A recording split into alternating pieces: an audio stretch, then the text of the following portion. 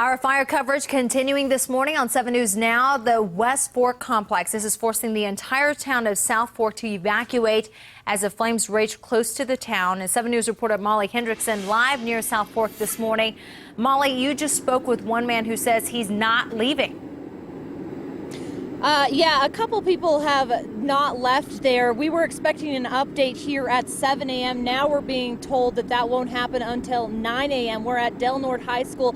It's kind of the incident command here and also the evacuation center for the Red Cross. But here's what we're told this morning. At last check, that fire was still 4 to 5 miles from the town of South Fork. We do have confirmation this morning it has not reached the town, so that is good news. It is still burning southwest of the town. Now, last night, someone with the command team was driving the area and drove near Fun Valley. There were rumors that the fire had burned through Fun Valley. It has not. He said he did not see any flames in that area, so another piece of good news here this morning.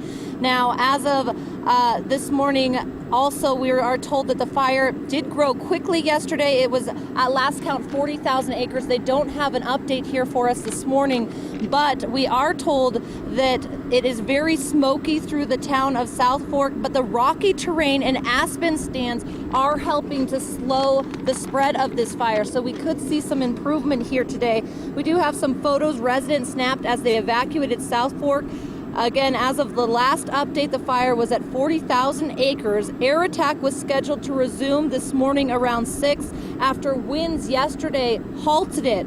Now, we spoke with Joel Condren. He's a resident who lives a few miles outside of South Fork. He told us earlier this morning that it's very smoky there, that there's ash falling from the sky, and a lot of those residents who live in the South Fork area have chosen just to evacuate to the outlying towns, and they're just kind of camped out there with friends and relatives, just simply waiting and watching. He says from the area where he lives about 7 miles outside of the town, he can simply see a glow from the sky. Again, a lot of ash and a lot of smoke plumes coming up. But he said last night he didn't see any flames, so that's another good piece of good news.